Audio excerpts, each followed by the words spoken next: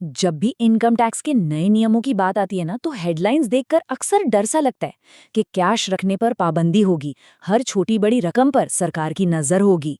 लेकिन सच्चाई इससे कहीं ज्यादा गहरी और डेटा पर आधारित है। भारत सरकार ने हाल ही में ड्राफ्ट इनकम टैक्स रूल्स 2026 पेश किए हैं, और आज हम यही समझेंगे कि ये जेब और प्राइवेसी पर कैसे असर डालने वाले हैं। तो दिमाग में सबसे पहला सवाल यही आता है कि क्या नए टैक्स नियमों का मतलब है कि हर कैश पेमेंट पर और भी ज्यादा सख्त कंट्रोल होगा? क्या वाकई ऐसा है? ठीक है, तो चलिए सीधे मुद्दे पर आते हैं। सबसे बड़ा जो बदलाव है ना, वो ये है कि सरकार अब हर छोटे मोटे लेन देन को मैनेज करने के बजाय पूरे साल के फाइनेंशियल पैटर्न को देखने में ज्यादा दिलचस्पी रखती है। मतलब ये माइक्रो मैनेजमेंट से मैक्रो मॉनिटरिंग की तरफ एक बड़ा कदम है। तो हम इसे एक एक करके समझेंगे। सबसे पहले देखेंगे कि ये पैटर्न पर नया फोकस आखिर है क्या। फिर बात करेंगे उस 10 लाख रुपए वाले कैश नियम की, और ऐसे ही आगे बढ़ते बढ़ते पूरी पिक्चर क्लियर हो जाएगी। देखिए, अभी तक होता क्या था? सबसे बड़ी दिक्कत ये थी कि कोई छोटा दुकानदार है या किसान है जिसका साल का काम ही 5-6 लाख का है, वो भी बेचारा बार बार फॉर्म भरने और इन सब झंझटों में फंस जाता था। अब फोकस इस पर नहीं है कि हर 50,000 के लेन देन को अलग से देखा जाए। नहीं, अब देखा जाएगा कि पूरे साल भर का फाइनेंशियल फुटप्रिंट कैसा है। सरकार डेटा एनालिटिक्स और एआई का इस्तेमाल कर रही है, ताकि जो लोग कम रिस्क वाले हैं उन पर कंप्लायंस का बोझ अपने आप ही कम हो जाए। चलिए अब बात करते हैं उस सबसे बड़े बदलाव की, जो सीधे बैंक में कैश जमा करने और निकालने से जुड़ा है। जो नए नियम आने वाले हैं, उनके हिसाब से पैन कार्ड की जरूरत तभी पड़ेगी जब पूरे साल में कैश डिपॉजिट या विड्रॉल इस 10 लाख की लिमिट को पार कर जाए। तो इसका मतलब क्या हुआ?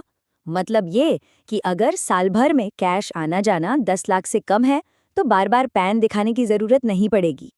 ये जो पहले हर ट्रांजैक्शन पर लिमिट थी ना, उसकी जगह अब ये सालाना लिमिट आ गई है।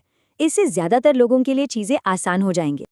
अच्छा, अब ये भी देखते हैं कि मिडिल क्लास के लिए जो दूसरे बड़े खर्चे होते हैं, उनमें कैसे राहत दी जा रही है। यहाँ साफ साफ देख सकते हैं कि नियम अब थोड़ी हकीकत के करीब आ रहे हैं। जैसे होटल बिल या प्रॉपर्टी की खरीद बिक्री, इनकी लिमिट्स काफ़ी बढ़ा दी गई हैं। ये आज की महंगाई और खर्चों को दिखाता है। मकसद यही है कि रोज़मर्रा के जो बड़े खर्चे हैं वो कोई सिरदर्द न बन जाएं। तो इशारा बिल्कुल साफ है। सरकार ये मान रही है कि भाई आज के टाइम में एक मिडिल क्लास फैमिली के लिए घर में कोई शादी हो या कोई छोटी मोटी ज़मीन खरीदनी हो, तो पुरानी लिमिट तो आसानी से पार हो जाती थी, और फिर वो बेचारे कंप्लायंस के चक्कर में फंस जाते थे। तो ये बदलाव उसी बोझ को कम करने की एक कोशिश है। लेकिन एक एरिया ऐसा भी है जहां नियम ढीले होने की जगह और सख्त हो रहे हैं। चलिए देखते हैं वो क्या है। और वो है इंश्योरेंस। यहाँ मामला थोड़ा उल्टा है। इंश्योरेंस प्रीमियम के लिए जो पहले 50,000 की लिमिट थी, उसे हटाया जा रहा है। अब हर नई पॉलिसी के लिए, चाहे वो 100 रुपए की ही क्यों ना हो, पैन देना जरूरी होगा। अब सवाल उठता है, ऐसा क्यों? तो इसके पीछे सोच ये है कि इंश्योरेंस को सिर्फ एक खर्चा नहीं, बल्कि एक लॉन्ग टर्म फाइनेंशियल एसेट माना जा रहा है। मतलब एक तरह से जमा की हुई दौलत। तो सरकार चाहती है कि इस इन्वेस्टमेंट की लिंकिंग शुरू से ही हो, ताकि ये फाइनेंशियल प्रोफाइल का हिस्सा बन सके। तो एक सवाल दिमाग में आता है, क्या कैश की लिमिट बढ़ाने से टैक्स चोरी को बढ़ावा नहीं मिलेगा? इसका जवाब छिपा है डेटा की ताकत में। देखिए, सरकार के पास पहले से ही यूपीआई, जीएसटी नेटवर्क और एनुअल इन्फॉर्मेशन स्टेटमेंट यानी एआईएस जैसे कई डिजिटल सोर्स हैं। इन सब को मिलाकर सरकार किसी का भी फाइनेंशियल पैटर्न देख सकती है। तो जब इतनी जानकारी पहले से है, तो हर छोटे ट्रांजैक्शन पर पैन मांगना उतना जरूरी नहीं रह जाता। और ये बहुत अच्छे से समझाता है कि कानून कैसे काम करेगा। मान लीजिए किसी ने अपनी इनकम बताई है 3 लाख रुपए, लेकिन वो साल में 9 लाख रुपए कैश जमा कर रहा है। भले ही ये 10 लाख की लिमिट के अंदर है, फिर भी इनकम टैक्स एक्ट के तहत इस पर सवाल उठ सकता है कि ये बेहिसाब कैश कहाँ से आया। तो सबसे ज़रूरी बात यह है कि ये नए नियम प्रोसेस को आसान बना रहे हैं, लेकिन जवाबदेही को ख़त्म नहीं कर रहे। अगर कोई अपनी बताई हुई इनकम से ज़्यादा कैश में डील कर रहा है, तो उसे हिसाब तो देना ही पड़ेगा।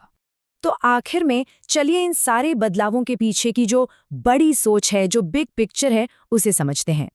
ये नियम दरअसल भारत को एक स्मार्ट टैक्स सिस्टम की तरफ ले जा रहे हैं। इसके 2 लक्ष्य हैं। एक, जो ईमानदार लोग हैं उनके लिए जिंदगी आसान बनाना, और दूसरा, टेक्नोलॉजी का इस्तेमाल करके टैक्स चोरी करने वालों को और असरदार तरीके से पकड़ना। हाँ, एक बहुत ज़रूरी बात याद रखने वाली है कि ये सब अभी ड्राफ्ट नियम हैं। ये 1 अप्रैल 2026 के लिए प्रपोज किए गए हैं। जब फाइनल नोटिफिकेशन आएगा तो हो सकता है कि इसमें कुछ और बदलाव भी हों। तो कुल मिलाकर ये डेटा ड्रिवन टैक्स सिस्टम की तरफ एक बहुत बड़ा कदम है। अब सवाल ये उठता है कि इसे फाइनेंशियल फ्रीडम की तरफ एक कदम माना जाए या फिर ये डिजिटल निगरानी के एक नए दौर की शुरुआत है।